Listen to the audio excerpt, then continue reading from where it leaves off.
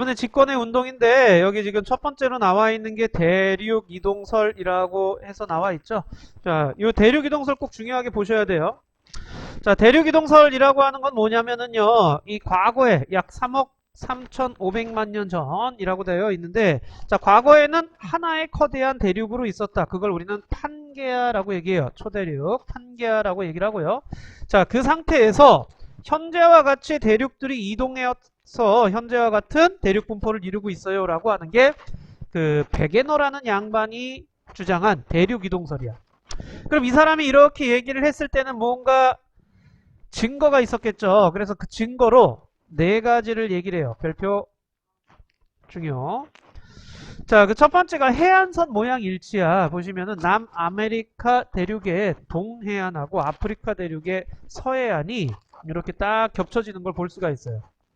자, 이렇게 해안선 모양이 일치한다라는 거는 전에는 하나였는데 갈라져서 지금과 같이 되었구나라는 거고요. 그 다음 같은 종의 화석인데 멀리 떨어져 있는 대륙에도 이렇게 분포되어 있는 거. 자, 그러니까 얘네들이 이 대양을 이렇게 넘어갈 수 없었을 텐데 어떻게 이렇게 다 모든 대륙에 골고루 분포되어 있느냐, 그거를 따졌을 때 원래 하나의 대륙으로 있었다면은 가능했었을 것이다 라는 그런 얘기고요. 자, 그 다음 빙하의 흔적. 그러니까 빙하가 이동을 하게 되면은, 자, 빙하 이동하게 되면 땅이 긁히는 흔적이 나타나게 되는데, 자, 그 흔적을 이렇게 여기 흔적, 이쪽 대륙 흔적, 이쪽 대륙 흔적 이렇게 돼 있는데 그것들을 모았어. 그랬더니 한 점에서부터 이렇게 퍼져나가듯이 나오더라라는 얘기야. 그래서 남극을 중심으로 모이게 된다라는 그런 얘기고요. 그 다음 산맥의 연속성. 자, 산맥의 연속성 같은 경우에는요, 이렇게 떨어져 있는 애들인데, 이쪽에 산맥하고 이쪽에 산맥 연결해 보면은요, 하나로 쭉 이어지는 걸 볼 수가 있어요. 자, 그래서 이런 것들을 보고서는 대륙이 원래는 모여 있었다가 현재와 같은 걸로 바뀌었다라고 얘기를 하게 되는 거야. 자, 이렇게 얘기를 했어요. 그리고 나서 이제 앞으로는 어떻게 될 것이냐. 판게아에서 갈라진 대륙들이 이렇게 점점 멀어졌잖아요. 그죠?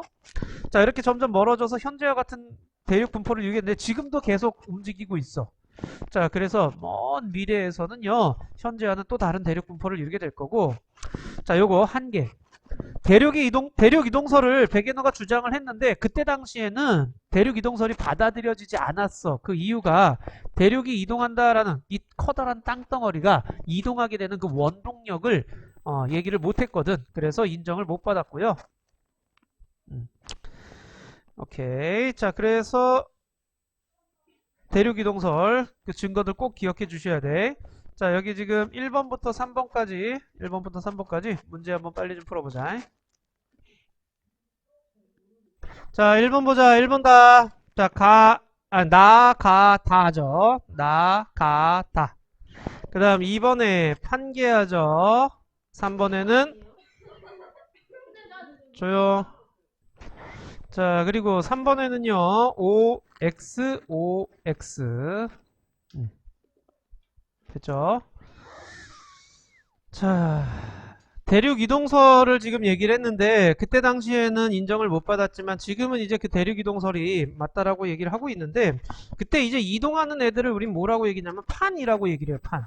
그래서 판구조론이라는 말을 하게 되는데 이 판이라고 하는 거는 뭐 어디까지를 얘기를 하느냐, 지각과 멘틀 윗부분까지를 얘기를 해요. 여기 체크. 약 100km의 단단한 암석층. 자, 지각 우리 배웠었는데 지각 같은 경우에 대륙 지각은 약 35km 정도 되고요. 해양 지각은 5km쯤 돼요. 자, 그런데 그것만 가지고 판이라고 말하기는 좀 힘들고요. 멘틀 윗부분에 단단한 암석층이 있는데 거기까지를 우리는 판이라고 얘기를 하게 되는 거야. 이 대륙 지각 자체가 두껍기 때문에 대륙 지각을 포함하는 판이 대륙판인데 두께가 두꺼워요.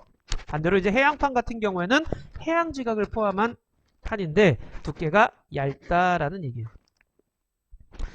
자, 판이 이동을 해요. 근데 판이 이동을 하는데 우리 지구 표면에 있는 판들이 이동을 하면서 그 위에 있는 이제 대륙들도 같이 이동을 하게 되는 거예요. 자, 이 1년에 몇 센치 이렇게 판들마다 이동하는 속도라든가 방향이 전부 다 달라. 그래서 1년에 뭐 수 센티미터씩 천천히 이동을 하고 있는 중이고요. 10여 개의 판들이 있는데 이 10여 개의 판들이 서로 이렇게 방향과 속도가 이동하면서 판의 경계면에서 멀어지거나 모여들거나 어긋나거나 하게 돼요. 자, 그러면서 여기 지금 보시면 여기는 모였죠. 여기도 모이고요. 여긴 어긋나는 거, 여기 모이고 여기는 벌어지는 거와 같이 판과 판이 모이거나 벌어지거나 하면서 경계면에서 여러 가지 현상들이 나타나게 된다라는 얘기야.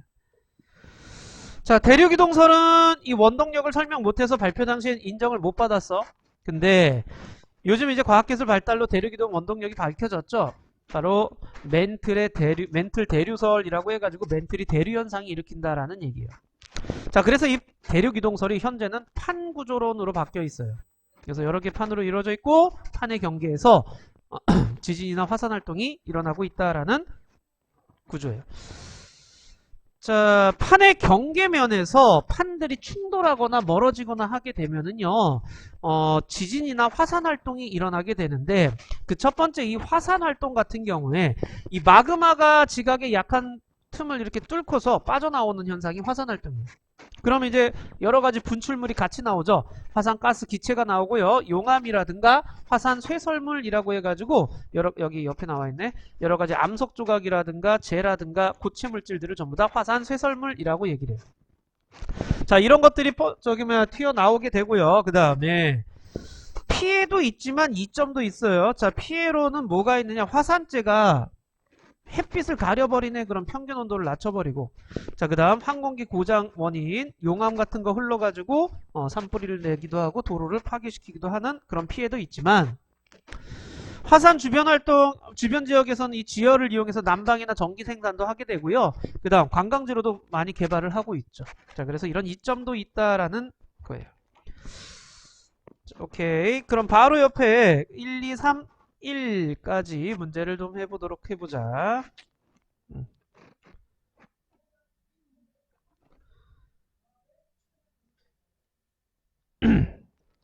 자, 1번에 자, 1번에 판이죠. 판. 자, 판. 응? 뭐라고? 판이야. 자, 2번에 C죠. C. 그 다음에 3번에는 X, O, X, O, X. 2번에 C. 자, 3번에는 XO, XO, X. 자, 여기서 질문 있니?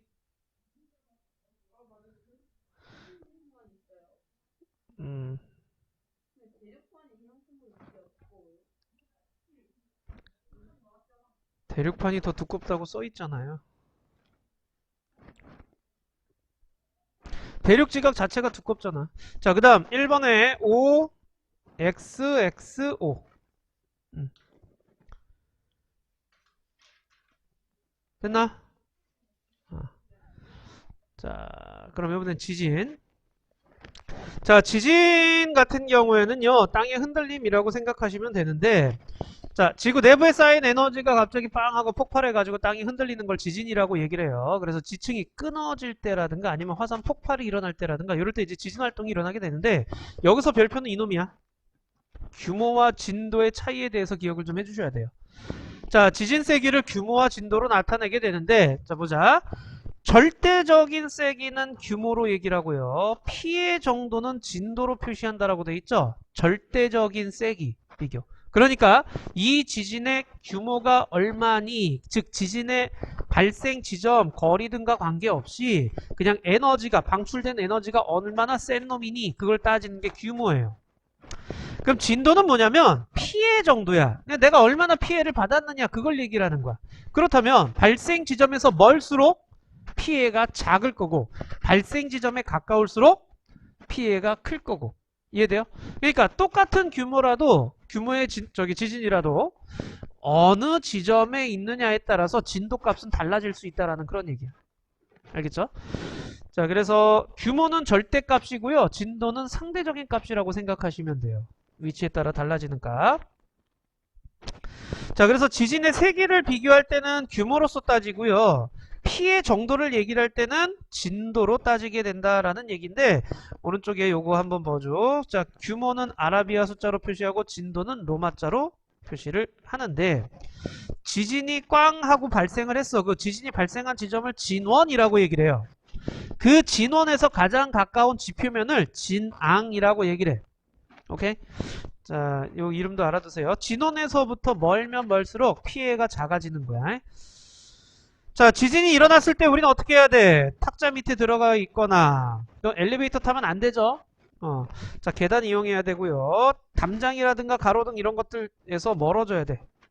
그 다음에 가스나 전기를 차단해 줘야 된다라는 것, 뭐 어렸을 때부터 많이 들어봤을 거예요.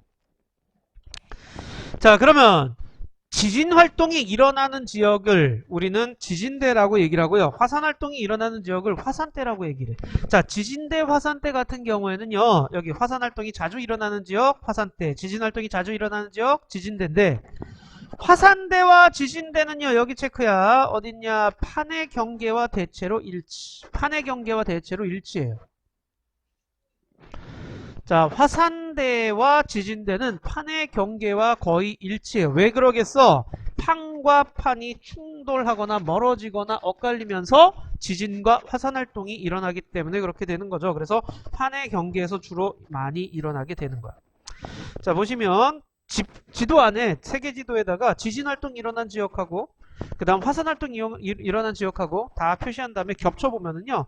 판의 경계랑 대체로 일치한다라는 걸 볼 수가 있고요. 여기 보시면 환태평양 화산대 지진대 별표 딱 한 번만. 자, 이 태평양판을 기준으로 해가지고 환태평양 화산대 지진대 약 세계 화산활동의 80%가 발생을 해요. 그래서 불의 고리라고도 얘기를 해. 요 태평양판을 주변으로 해서. 자, 우리나라도 이제 중요한데 우리나라는요. 여기 지금 여기서 보시게 되면 우리나라가 여기 있죠. 자, 여기 있고 여기 일본이 있는 거예요. 자, 이쪽에 이제 태평양판이 있고 필리핀판이 있고 그 다음에 유라시아판이 있어요. 자, 그걸 이제 그 부분을 확대한 게 바로 이거예요. 자, 그래서 유라시아판하고 태평양판하고 필리핀판이 접해 있어. 우리나라 근처에는. 근데 그 경계에 누가 있어? 일본이 있죠. 그래서 일본은 지진 화산 활동이 그렇게 많이 일어나는 반면 우리나라는 이 경계에서 좀 떨어져 있기 때문에 그래서 좀 적게 일어난다라는 얘기야. 오케이? 일본이 활발하게 지진 화산 활동이 일어나는 이유는 판의 경계에 접해 있기 때문에 그렇다라는 그런 얘기까지. 자, 1, 2, 1 해보자. 많이 어렵진 않지? 자.